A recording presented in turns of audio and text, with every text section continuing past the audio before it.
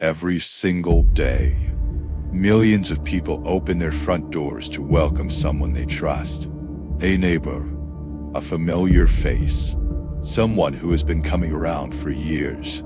We build these quiet, comfortable routines without ever thinking twice about them. But what if the very routine that made someone feel safe became the very thing that cost them their life? And the person responsible sits across from detectives and laughs after a DNA match that took 33 years to confirm. The details of this case becomes more and more fascinating as time goes on. But what exactly happened to Elizabeth Wasson, and who was responsible for her death? My name is Joseph, and welcome back to another video by Cold Cases True Crime Documentaries. Today we're looking at the case of Elizabeth Wasson. If you're new here, I post real crime solved and unsolved strange cases weekly.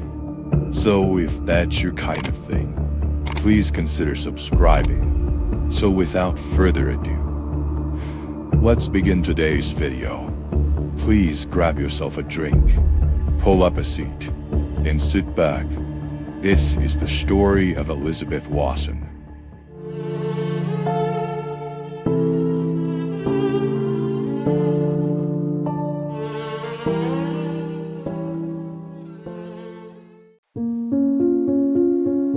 Elizabeth Bertice Wasson was born in 1909, and by the time the early 1990s arrived, she had lived what most people would call a full and purposeful life.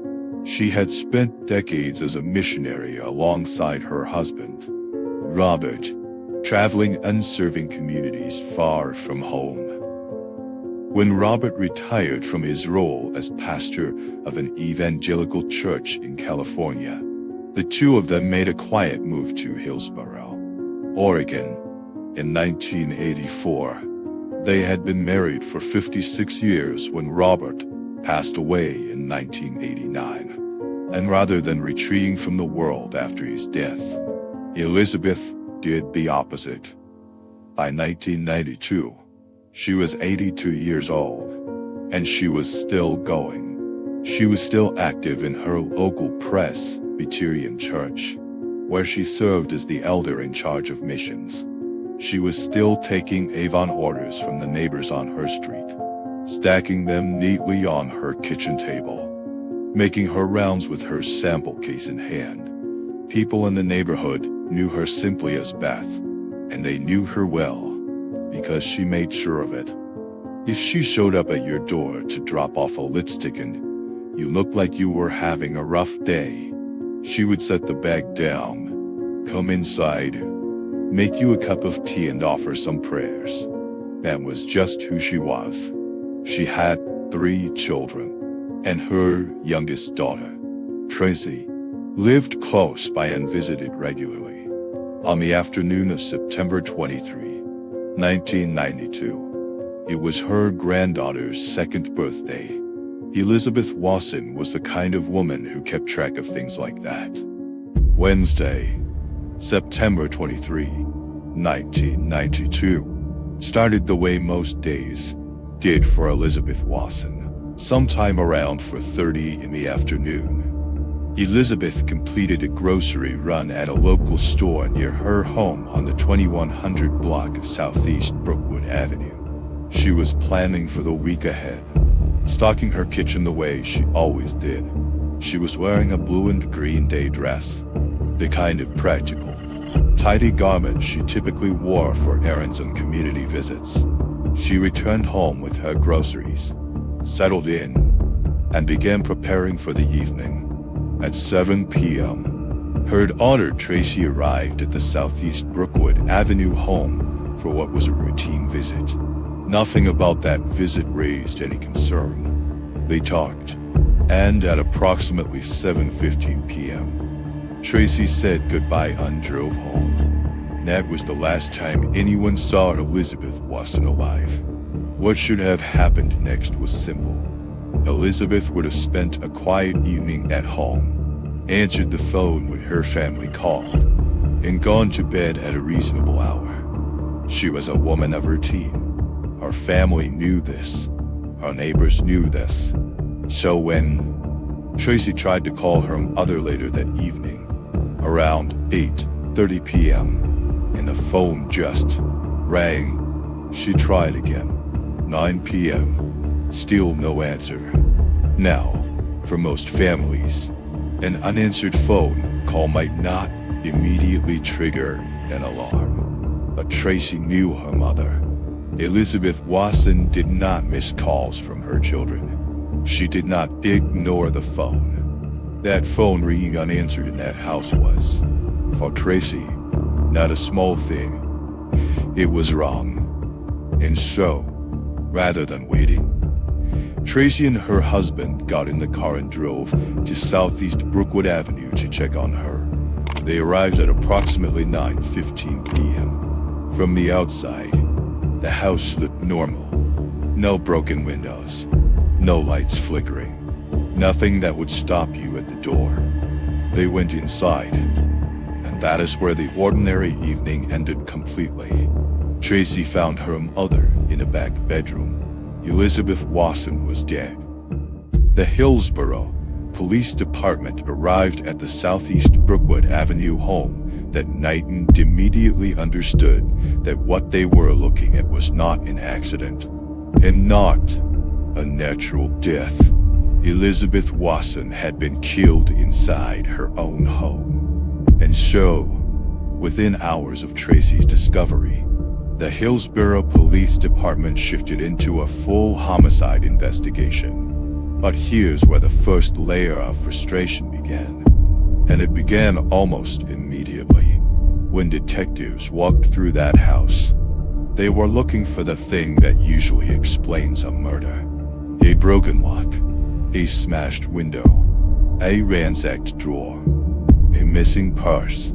Something that would tell them why someone had come into this woman's home. And they found none of it. That absence of a traditional motive hit the investigators hard and fast. Within the first few hours of processing the scene, detectives effectively ruled out a burglary gone wrong. This was not a robbery. This was not opportunistic. Someone had come into Elizabeth Wasson's home, and the only thing they had done was kill her. That realization shifted the entire tone of the investigation from its very first night. The autopsy, performed in the days following the discovery, gave investigators their clearest picture of what had happened to Elizabeth. The medical examiner found heavy bruising around her neck and throat, the kind that comes from sustained, forceful pressure applied by human hands. She had been strangled. There were no other significant injuries on her body. She had not been sexually assaulted. The conclusion was that whoever did this was physically capable and had applied enough force, with enough determination, to kill an 82-year-old woman quickly. The examiner's findings also confirmed something else. There had been no prolonged struggle. The scene in that back bedroom was not chaotic. This was a targeted, deliberate act. Now, with the cause of death established and the scene offering almost nothing in the way of traditional forensic leads, the Hillsboro Police Department turned to the neighborhood. Canvassing began almost immediately. Detectives went door to door along Southeast Brookwood Avenue and the surrounding blocks, asking neighbors what they had seen, what they had heard, whether anything had seemed unusual on the evening of September 23rd. The first person to draw serious investigative attention was a man who lived nearby and was well known in the neighborhood for one specific habit. He walked every evening. Without fail, he took long walks through the surrounding streets, and his route passed directly by Elizabeth Wasson's home. On the night of September 23rd, multiple neighbors confirmed they had seen him in the area. For detectives, that was enough to put him at the top of the list. He was brought in, questioned, and treated as a primary suspect for several weeks. Investigators dug into his background. They looked at his movements, They retraced his walking route, and here is what they found. That route was not something he had started doing recently. Neighbors going back years confirmed it was his established habit. Rain or shine, warm evenings and cold ones alike. He had been walking that same path long before September 23rd. And more critically, detectives could find no physical evidence. Not a single fiber, not a fingerprint, not a witness account that placed him inside or near the Wasson residence in any suspicious context. After weeks of scrutiny, he was cleared. But here's the thing. The canvassing had also turned up something else worth pursuing. Because Elizabeth had been grocery shopping that afternoon, detectives began exploring the possibility that she had not been followed home by someone who knew her, but by a stranger who had spotted her at the store. Police interviewed employees at the grocery store where Elizabeth had shopped. They asked about unusual customers, about anyone who had been observed watching women in the parking lot, anyone who had loitered near the exit or near the cars. One report came back that caught their attention. A store employee described seeing a man standing near the parking lot, seemingly watching women as they loaded their groceries into their vehicles. That was enough for the Hillsboro Police Department to launch a surveillance operation. For a full week, investigators monitored the area around that grocery store, looking for the individual, hoping to identify him and run down whether there was any connection to the Wasson case. At the end of that week, they found him. He turned out to be a local resident with no criminal record whatsoever, who had simply been in that parking lot waiting for his spouse to finish shopping. He was interviewed. His story checked out completely, and he was eliminated from the inquiry. By this point, weeks had passed. The neighborhood canvassing had been thorough. Every major lead had been run down and eliminated. The forensic scene had offered almost nothing that 1990 technology could work with, and the Hillsboro Police Department found itself in a position that no investigative team wants to be in. They had a victim. They had a cause of death. They had a neighborhood full of frightened people. And they had no suspect. The fear that had taken hold of the Southeast Brookwood community in the weeks after Elizabeth's murder was real and visible. Elderly residents, many of whom had felt completely safe in that neighborhood for decades, began changing their behavior. Some made arrangements to move in temporarily with their adult children. Others started locking doors that had never been locked before. One resident told local reporters at the time that they had taken to keeping a loaded handgun inside the house, something they had never considered necessary before. The neighborhood had been changed, and the police had no answers to give the people living in it. As months passed and leads continued to dry up, the case was quietly reclassified. The active investigation slowed. The file grew thicker with dead ends, and the murder of Elizabeth Wasson became what investigators call a cold case. The file went into storage, and for the better part of 3 decades, it stayed there. To understand how this case eventually moved again, you have to understand something about where forensic science was in 1992, and what it could and could not do at the time. When the Hillsboro Police Department processed the scene at Elizabeth Wasson's home on the night of September 23rd, their forensic technicians did what they could with the tools available to them. They collected physical evidence from the scene, including the blue and green day dress Elizabeth had been wearing at the time of her death. They documented the scene. They preserved what they found. But here is the critical detail. DNA testing, as a reliable investigative tool, was only just beginning to enter mainstream law enforcement practice in the early 1990s. The technology existed in a primitive form, but it required large biological samples to produce usable results. And even then, The process was expensive, slow, and limited in what it could tell you. In a case like this one, where there was no obvious blood deposit, no semen, and no large biological sample left behind, the technology of 1990 simply could not extract what investigators needed from the evidence they had. So the dress was bagged, labeled, and placed into storage at the Hillsboro Police Department's evidence room. Along with it went other items collected from the scene, all carefully preserved, all representing questions that could not yet be answered. Now, the case did not go entirely cold without one significant development first, because while the Wasson investigation was stalling, in late 1992 and into 1993, something else was happening in Washington County, and the detectives working Elizabeth's case were paying very close attention to it. A series of violent crimes against women had been occurring in the Hillsboro and Cornelius area. Women were being targeted in their homes and in their cars. The attacks were brutal and, in several cases, fatal.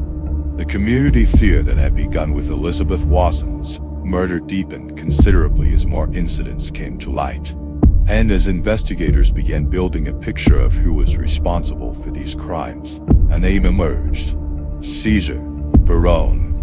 Barone had moved into the Washington County area in the early 1990s. He was physically powerful, and he had a history of violence stretching back to his youth in Florida.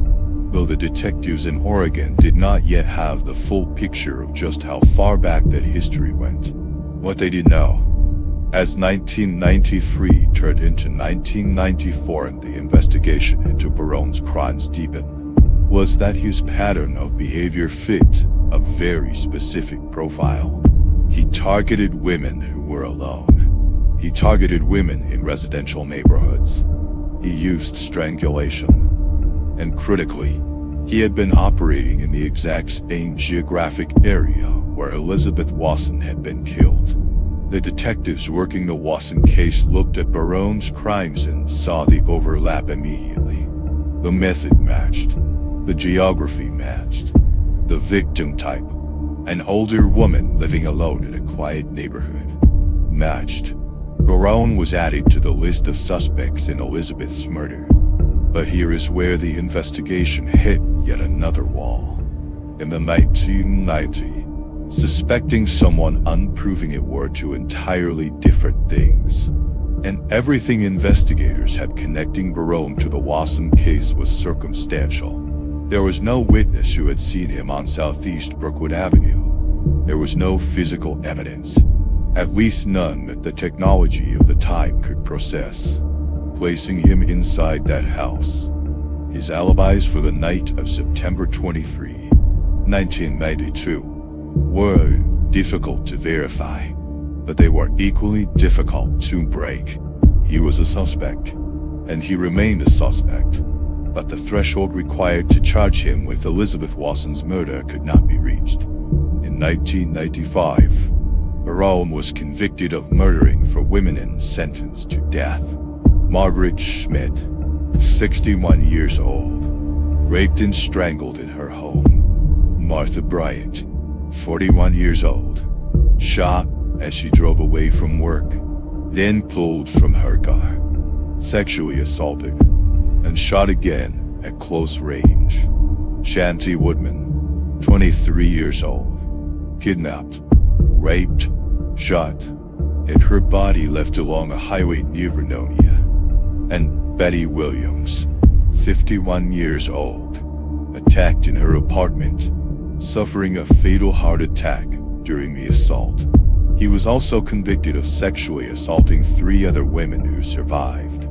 He went to prison, and the Wasson file remained open but inactive. One of several unsolved cases that investigators believe Barone may have been responsible for, but could not prove. To truly understand how Cesar Barone became the central figure in this investigation, you have to go back further than 1992. because the detectives who eventually turned their attention toward him were not looking at a man with a clean past who had suddenly snapped.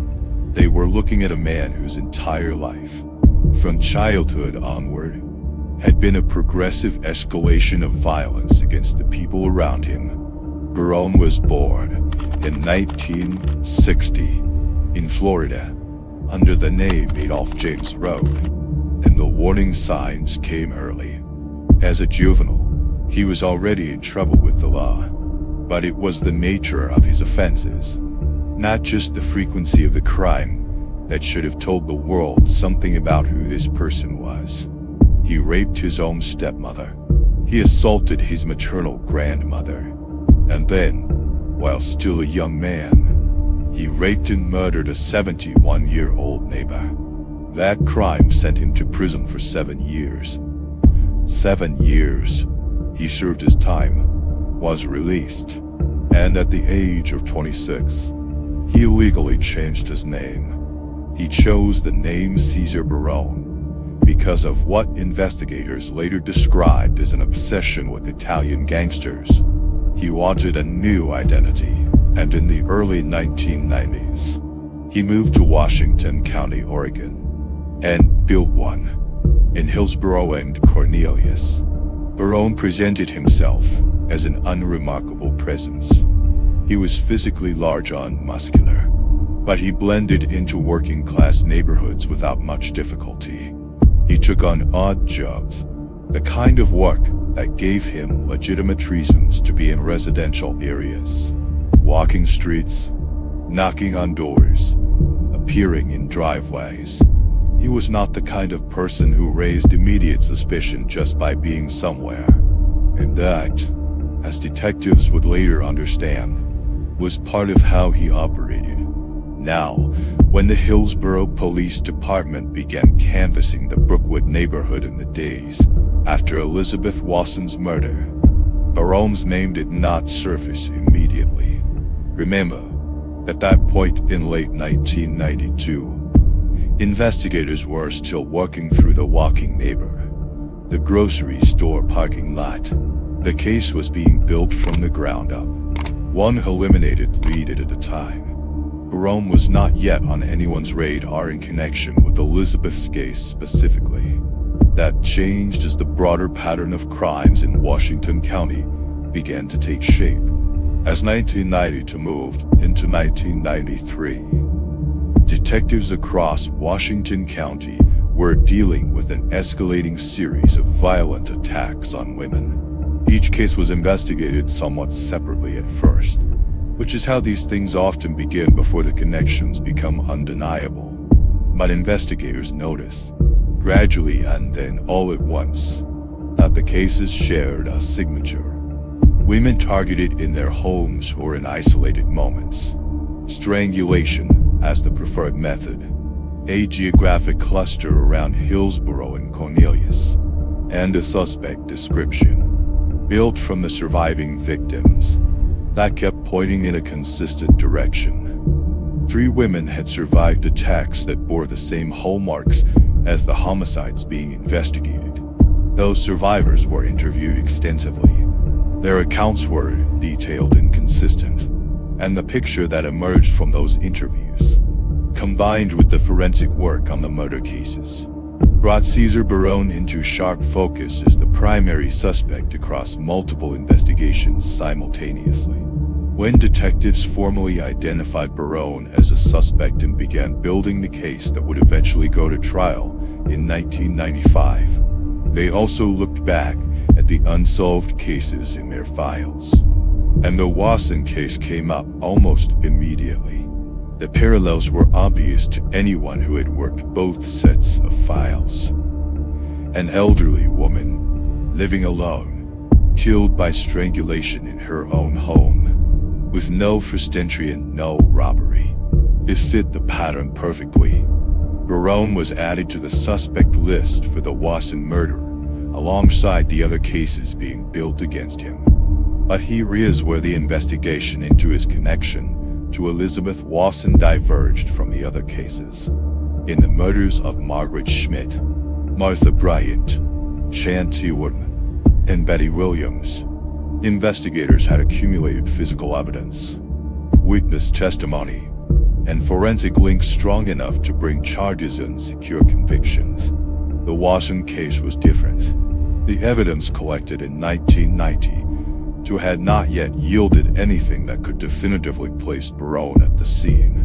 There were no surviving witnesses to the attack.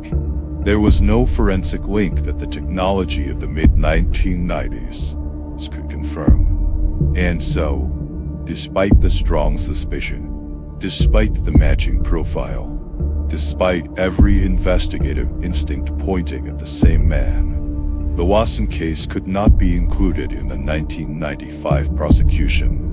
Detectives did attempt to confront Barone directly about the Wasson murder during the investigative period leading up to his trial. He was questioned about his whereabouts on the evening of September 23, 1992. His response was what investigators had come to expect from him: denial. He maintained that he had nothing to do with Elizabeth Wasson's death. His alibis for that evening were vague and difficult to pin down, but they were equally difficult to disprove with the evidence available at the time. He did not confess. He did not slip. He sat across from detectives and gave them nothing they could use. And so Barone went to trial in 1995 for the 4 murders and 3 sexual assaults that prosecutors could prove. During those courtroom proceedings, his demeanor was noted by everyone present. He stared at the floor during victim testimony. At certain points, when the details of his crimes were being read into the record, witnesses observed what appeared to be amusement on his face. He showed no remorse. He expressed no acknowledgement of what he had done. He was convicted on all counts and sentenced to death. Throughout the years he spent in prison following his conviction, the Wasson case file remained open.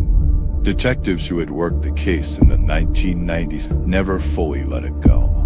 Even as other responsibilities took over, Marie Rell and Michael O'Connell, in particular, carried the weight of that unresolved case with them. They knew, with the certainty that comes from years of investigative experience, that Barone was responsible for Elizabeth Wasson's death.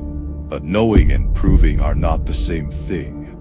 And for more than a decade after his conviction, the proof they needed did not exist in a form they could use. Then came the 2009 prison visit. Both detectives have spoken about that day in detail. They walked into the infirmary at the Oregon State Penitentiary, and they found Barone on a cot, visibly diminished from the physically imposing figure he had been at his 1995 trial. He was dying. They knew it. He knew it. And the detectives made a calculated decision to approach the conversation not as adversaries seeking a confession for legal purposes, but as investigators making a quiet, human appeal on behalf of the families who still had no answers. Rao told Barone directly that they were not there to charge him with anything. They acknowledged his medical condition.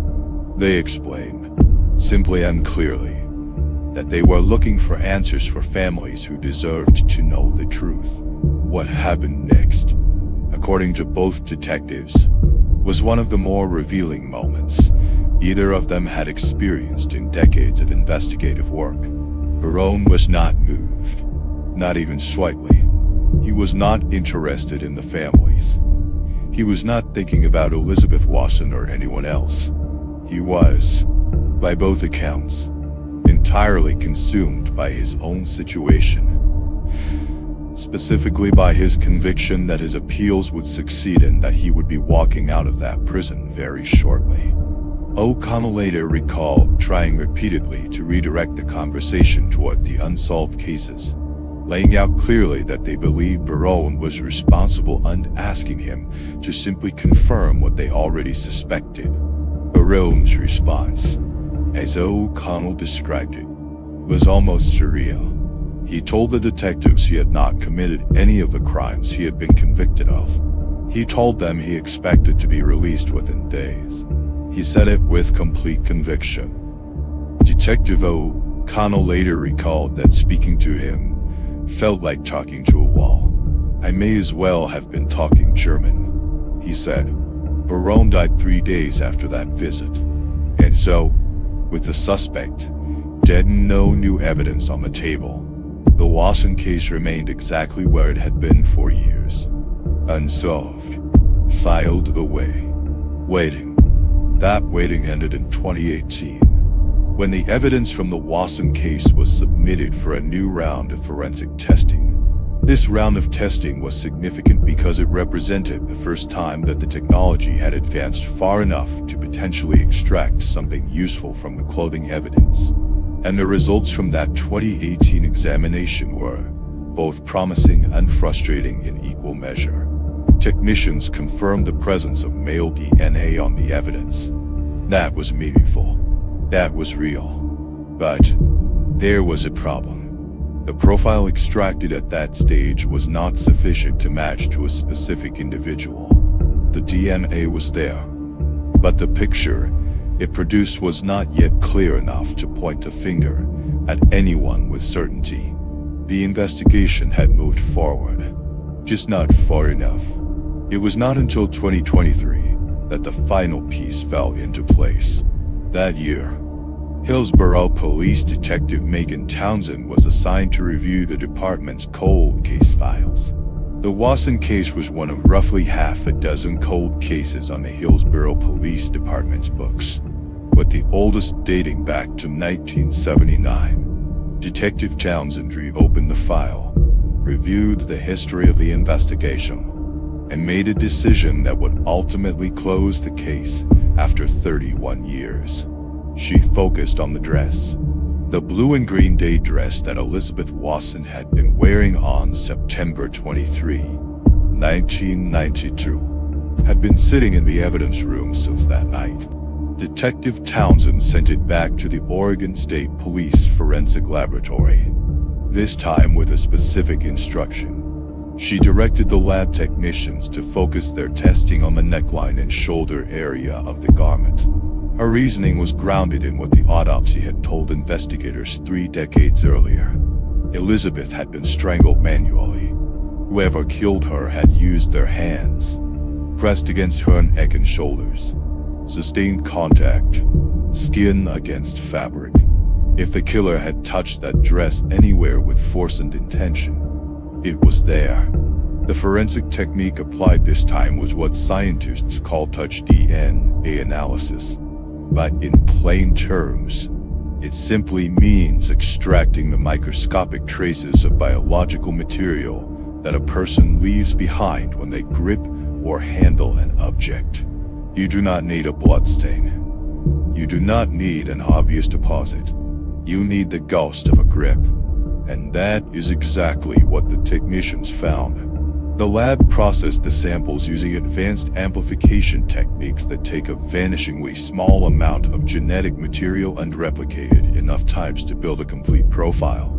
The result was a clear, usable male DNA profile extracted from the fabric of Elizabeth Wasson's dress. That profile was then run against the available databases, and a match was confirmed. After 31 years, the biological evidence that 1992 technology could not see had finally spoken. The male DNA on Elizabeth Wasson's dress belonged to Cesar Barone, the man that investigators had suspected since the mid-1990s. The man who had sat across from detectives in a prison infirmary and told them nothing, had just been identified. By February 2026, when the Washington County District Attorney's Office made its public announcement, investigators had enough to reconstruct what almost certainly happened to Elizabeth Wasson on the evening of September 23, 1992. The reconstruction was built on the physical evidence, such as the forensic match, the known behavioral patterns established across his other crimes, and the specific geography and timeline of that Wednesday evening. And when you lay all of those pieces out together, a coherent picture emerges. Start with what is confirmed. Elizabeth Wasson returned from her grocery run at approximately 4:30 in the afternoon. She was alone. She was wearing the blue and green dress. She came home, put her groceries away, and settled in for the evening. Her daughter arrived at 7 p.m., stayed briefly, and left at 7:15. At that point, Elizabeth was alive, alone in the house, and expected to be reachable by phone for the rest of the evening. By the time Tracy returned for a wellness check at 9:15 p.m., her mother was dead. That gives investigators a window of disruption, somewhere between 7:15 p.m. and 9 p.m. Roughly an hour and 45 minutes during which the attack occurred. Now here is what the DNA evidence confirmed, and what it implies about how Barone got inside the house. The male DNA extracted from Elizabeth's dress was found specifically in the area of the neckline and shoulders. The placement is not incidental. That is exactly where a person's hands would be if they were strangling someone from the front or from behind, pressing down, gripping fabric and skin simultaneously. The DNA got there through physical contact. Barone's hands were on that dress. That is not a theory.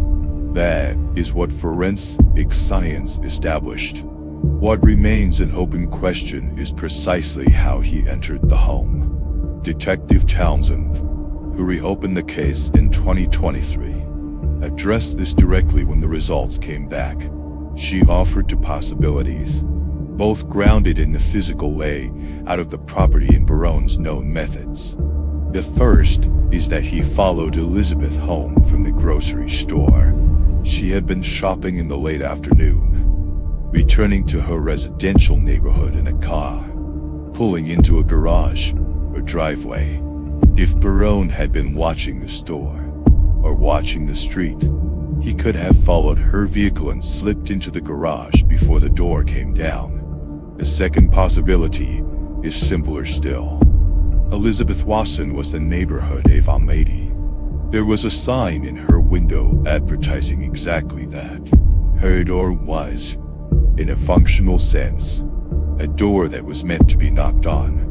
Barone may have simply walked up to the front of the house and knocked, presenting himself as someone with a reason to be there. And Elizabeth, consistent with everything her neighbors and family knew about her, may have opened it. Either scenario fits what detectives knew about how Barone operated in his other crimes. He used ordinary contexts to get close to his victims. He worked jobs that gave him reasons to be in residential areas. He was not the kind of predator who broke windows. He was the kind who waited, watched, and found the moment where a door was already open, literally or figuratively. The absence of sexual assault in Elizabeth's case was something that distinguished it slightly from several of Barone's other crimes, and it had been a point of discussion among investigators for years. However, it was not without precedent in his pattern. The attack on Betty Williams, for instance, ended with her death from a heart attack during the assault, rather than through the same method applied in other cases. Barone was not rigidly uniform in every detail. What was consistent across all of his crimes was the targeting of vulnerable women in residential settings, the use of physical force, and the complete absence of remorse or hesitation. The Wasson case fit within that pattern, even accounting for the differences. When the announcement was made public on February 10, 2026, the Washington County District Attorney's Office was clear about what the DNA evidence established. Cesar Barone had been forensically linked to the murder of Elizabeth Wasson. The case, which had sat unsolved for 33 years, was now closed. Not with a trial, because Cesar Barone sat on death row for the 4 murders and 3 sexual assaults convictions in late 1995. And in 2009, He died in the Oregon State Penitentiary of natural causes, before his sentence could be carried out. And certainly, the law does not put dead men on trial. Now I want to wrap this case up by highlighting what kind of person Elizabeth Wasson was. There's one detail from this case that has stayed with me, and I think it says everything you need to know about her. Even in her 80s, Elizabeth was still running her Avon rounds through the neighborhood. Not because she needed the money, and definitely not because she had to, but because those rounds were how she stayed connected to the people around her. Elizabeth Wasson was 82 years old and still showing up for people. That is worth remembering. Now, this case carries a lesson that I think is worth sitting with for a moment. The reality of this case, and cases like it, is that predators sometimes look for exactly that openness. If you have elderly relatives or neighbors living alone, please check in on them, not just by phone, but in person. And if something feels wrong, if calls goes unanswered by someone who never misses calls, trust that feeling and act on it quickly. Tracy's decision to get in the car that night, rather than waiting until morning, was the right one. Always trust that instinct. And that pretty much wraps up today's case. Thank you so much for watching another video today by Cold Cases True Crime Documentaries. If you found this case interesting, or you learned something new, please don't forget to like the video and subscribe if you haven't yet. It helps this video reach more people and encourage the effort our team put in to make cases like this accessible to the public, because all stories deserve to be heard. And so, do you have an elderly parent, grandparent, or neighbor living alone right now? And how often do you actually check in on them? I'm not talking about a quick text message, but truly check. Because this case is a reminder of how quickly silence can become something much more serious. Please, do share your thoughts in the comment section down below. And as always, I'll be back again really soon for another video. But until that moment arrives, please remember to look after each other and stay safe.